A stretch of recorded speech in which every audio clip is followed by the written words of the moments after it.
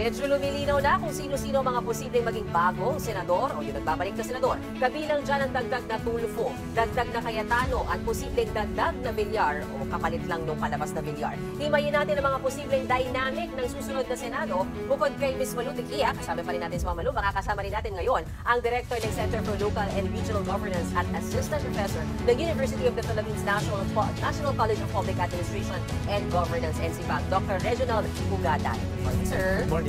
Thank you for staying with us. Go ahead, sir. Ito po ang ating matrix. Ang tanong kasi kung sino ang pupunta saan. Again, we're talking about possibilities. In politics, nothing is ever set in stone. So, these are possibilities given maybe their political history, their past alliances, their present alliances, and their potentially future alliances. Ito po yung ating tropa ng mga holdover senators. Ito yung mga mukhang pasok so far with 70+% na ito in. So ito yung mga malamang napapasok. Ang tanong kasi, anong magiging political alignment sa Senado? Pero this is in the context. Let's put in the context of impeachment. Kasi it's an elephant in the room eh. Impeachment is going to come whether... At pagpasok nila, yun ang una nilang gagawin. Diba? Pag-resume ng grupo nga eh. So dito natin ilalagay, yun yung pananaw na malamang will be for conviction plus under that administration. Dito yung mga against conviction. This is the middle ground. Parang kung hindi tayo sigurado kung saan, maaaring dito ilagay, maaaring magbagong isip, o maaaring namamakas dalawang ilog. Hindi naman na tayo matulog. Who do we want to start with? Yung mga holdovers o yung mga... Simulan natin sa holdover senators. Okay, ako muna. Siyempre si Senate President Jesus Cordero. Lagay ko sa atin. Tama? Sa antay. Yes, tama. Dahil makasara Duterte, tama po ba? Hindi, at saka may shared sila eh, yun sa tatay niya na na-impeach. Okay. Si What about Alan, Cayetanos? Sa anti-admin. Anti-admin. Okay. Sir, ako gumagawa. Tatlo lang kailangan para Walo. dagdag dun sa yes, napapasok na yes. mukhang pro... Kaya nga, ang lalabas dyan, baka hindi matuloy ang impeachment na yan. Ikaw na to, sige. Dalawain ko na kasi to seatmates to eh. Saan natin nilalagay yan? Sa antay yan. Antay pa rin. Okay. Dahil ba natanggal si Senate President Mig Zubiri? Sa panahon na... Katropa ni Migs ang... Yes, tama. Ito, at saka si Villanueva. Si Villanueva parang magsuswing for me eh. Hindi ko pa siya masyadong, yes. Saan natin siya ilalagay? Put him muna dito. Dito muna. Para lang meron Go ahead, tayong flexibility. Go Saan ahead, si Joel ito? Yes. At least parang may flexibility lang tayo na pwedeng kumana dito, pwedeng kumana doon. Ito, Controversy dito. clear. Yan. Kasi may sagutan tong dalawang tong diba? VP Sara at Senator Si Lisa. Lorenz swing. Traditionally, always in the swing. Meaning, ano ibig mo sabihin dyan, Ma'am Malu? Ay, bahala na kayong mag... Ito yan, malinaw ay, to. talaga doon. Malinaw ang Senator Robin Padilla na makasara. Tama ba? Yes. Ito, Paano yan? dito. Clear. Sa admin. Oo. Sa admin. Bakit? Kasi nanalo siya under the admin, tapos, para na silang pinagsasabong.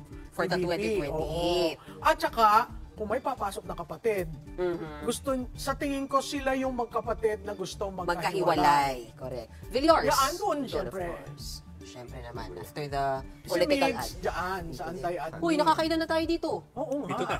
Dito na. Isa Diba? na. Dito na tayo. Possible winners. Go ahead, sir. So yan. Take it away. Si Bongo ba? Tatlo yung ito, hindi na. Hindi na yan Siyempre, lagay mo na yan. kaduda-duda. May walo ka na. Yan. Si Bato. Si Bato. Ilagay mo yung obvious na muna. Sureball kung saan. Marcoleta. Si Marcoleta to. Aimee. Saka si Aimee. Si Aimee. Si Camille. Si Camille.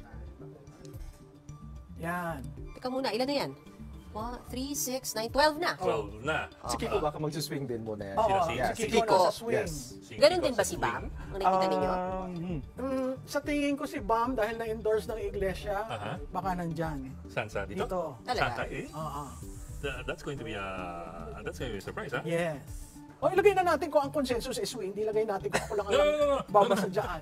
I'm just saying it's a surprise. Yan, dito. Ilagay mo na yung mga alyansa sa admin kasi syempre may utang na loob. Pero si Pia sa akin, Si baka Pia, mag-aantay. mag-aantay. Dito? Agree rin ako doon.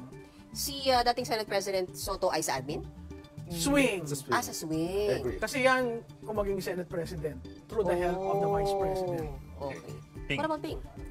Si Ping, Swing? kasi sinasabi niya, alam mo, huwag na tayong mag-impeachment. Ayusin natin ang problema natin. Nakakakuha yan ng panahon sa oras natin. Swing or... Hindi, pero yan naman at si Soto, usually Yes, magkasama. bloke yan. O idilagay na natin sa swing. Right, sir. Sino yung Oh, mga- Lito Lapid. Lito Lapid, admin. Admin. Yes. Yes. So, ang klaro natin dito as far you two are concerned, 5 ang nasa admin. Bilang Pilipino, bilang Pilipino. Maraming salamat, Julius. Ang sabi nga nila, all roads in the Senate race lead to the impeachment court. Ano pong sabi sa Constitution para sa isang impeachment trial? Kailangan po ng 2/3 vote para ma-convict ang isang taong na impeach. Kumbaga, kailangan po ng 16 senators na boboto for impeachment para po matuloy ang isang conviction. Sa mga po, kailangan po ng at least 9 senators para ma-acquit si Vice President Sara Duterte sa impeachment charges na kanyang hinaharap sa Senado. So ano po ang komposisyon o lumalabas sa komposisyon ng bagong Senado? Tingnan po natin sa matrix na ito.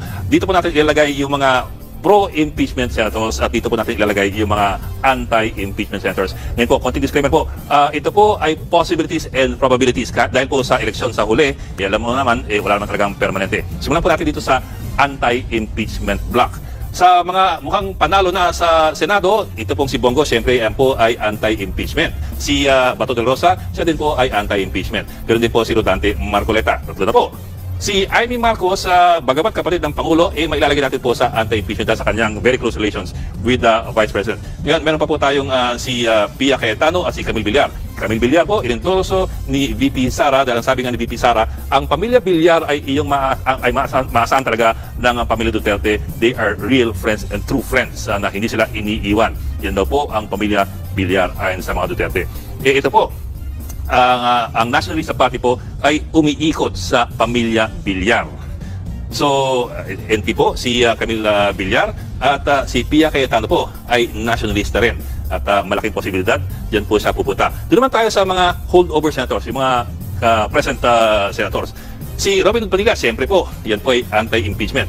So, meron po tayo 1, 2, 3, 4, 5, 6, 7. Remember, ang kailangan po natin ay 9 senators para po ma-acquit si VP Sara. So far, we have 7 probable senators. Kailangan pa ng 2. Ang kapatid ni Camille Villar ay si Mark Villar. Nationalista Party din po. At malbang sa hindi, diyan po siya mapupunta. 8 na po sila. Isa na lang kailangan. Meron pa rito na maring mapunta doon. Si Alan Peter Cayetano po ay siya rin po ay Nationalista Party. So far po, meron ka na at least 9 na senador na maring bumoto against the impeachment. Ibig ko bang sabihin na itong lahat ng ito ay pro-impeachment? Yun nga po hindi ka rin sigurado dahil marami sa mga ito ay nagsabi na nung panakala mga buwan na hindi sila interesado sa isang impeachment dahil mas marami pang ibang bagay na kailangan pagtuunan ng pansin. So, posible pa po na maliban sa 9 na ito, madagdagan pa ng mga tao mula dito ang mga anti-impeachment.